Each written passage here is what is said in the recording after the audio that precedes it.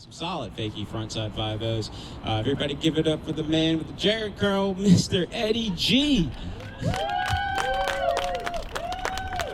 on, Hey, how are we doing tonight, y'all? I know there's a lot of distractions, like the planes and the fireworks and everything.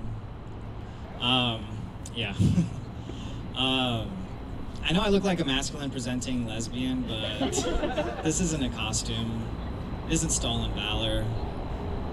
I do have a lot in common with them, though. You know, I get emotional when I sing Chapel Roan. I drive a Subaru, and I'm also a munch. Subaru ran an ad campaign targeting lesbians in the 90s, and they've been faithful customers ever since. Subaru also manufactured the aircraft for the Japanese Imperial Army, the first of which were used in Pearl Harbor. I found out that Subaru means unite. It directly translates to that in English. And just like the united lesbians in the 90s, I feel like they also united those kamikaze planes with the naval ships down in Pearl Harbor. I've been blessed with this body and face of a twink, but cursed by the fact that I'm straight. I clean up at gay bars, and I usually bring my own towel for when they're finished.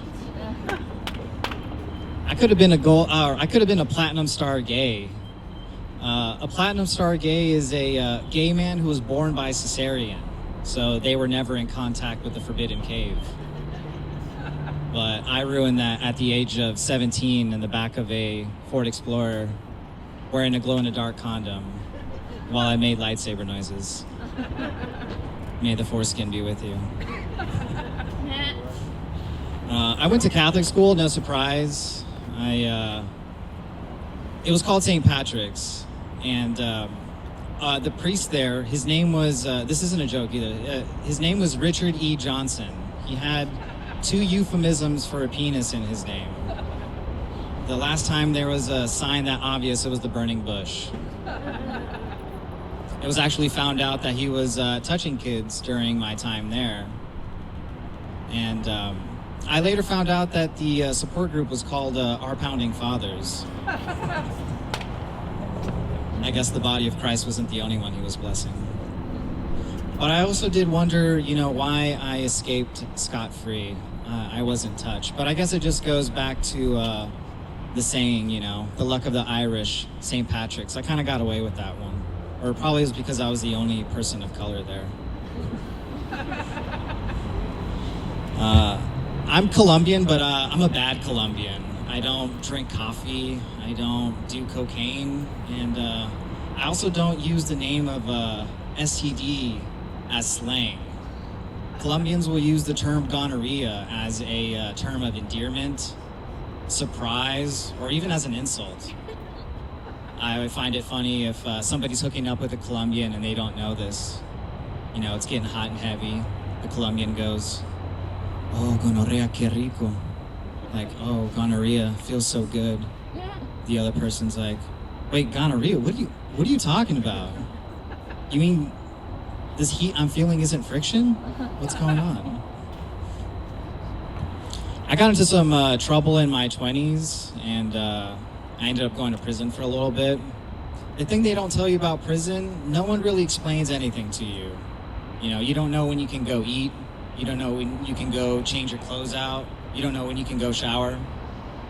I'm in a single cell by myself, so I'm talking to the guy next to me. We're talking through the bars, right? He's lacing me up. He's explaining things to me.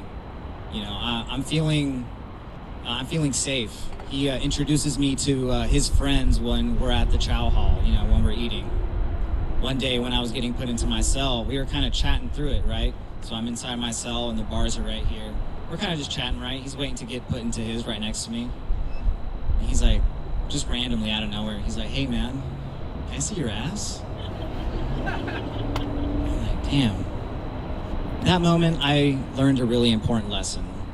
I felt like a woman who had a really close guy friend and who they got all weird and sexual on them out of nowhere. I'm so sorry, Cecilia. I'll never do that again. So once I got out, I had to go take these these piss tests, right? So the way it works is you have to go in the bathroom with your parole officer.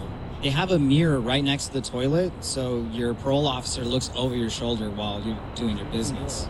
So I'm waiting in line to go in there with my parole officer, and I hear laughing coming out of the restroom. I'm like, what's going on? No one's laughing inside the restroom. So this parole officer walks out, and he's holding a Whizzinator, a black Whizzinator. A Whizzinator is a prosthetic device that you fill with synthetic urine to try to pass a piss test. So he's parading it around. We're having a good time. We're laughing. I'm wondering who used it.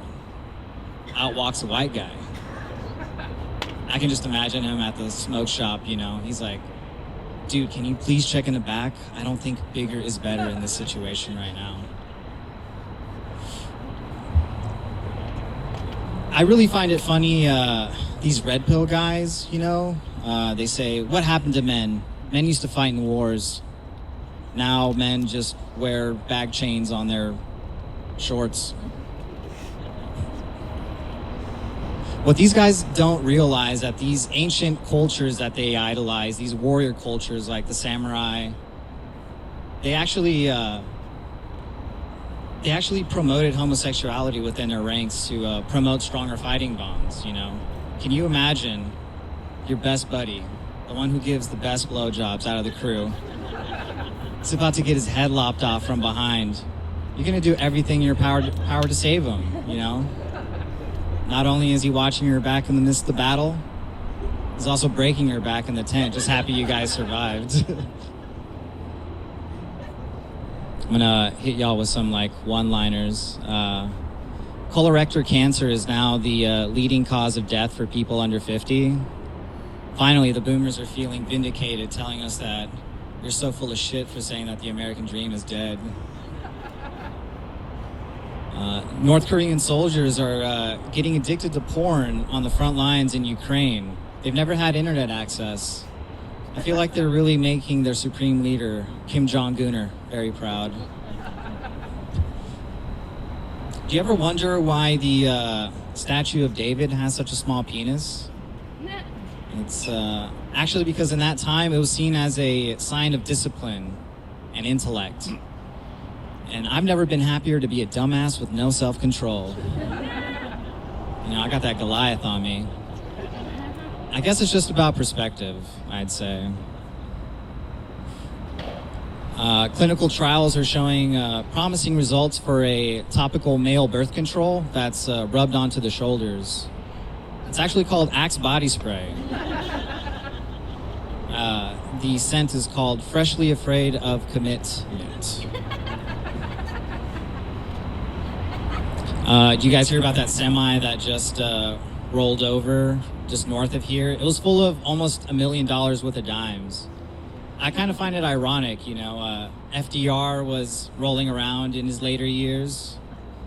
I find it funny, if it was pennies, they probably just would have blown out the back of the semi, I'm so sorry, Abe. I recently had to put my cat down. He had a urinary blockage. The vet was explaining to me what my options were. She was telling me basically what I'd have to do is destroy his genitals to widen his urethra. And I'm holding him with tears in my eyes, and I'm looking at her. If anyone's getting a new coochie, it's gonna be me. I'm going straight to OF with that thing. I'll leave y'all guys with this one. You know who doesn't get enough credit for planning dates? Or planning really well thought out dates.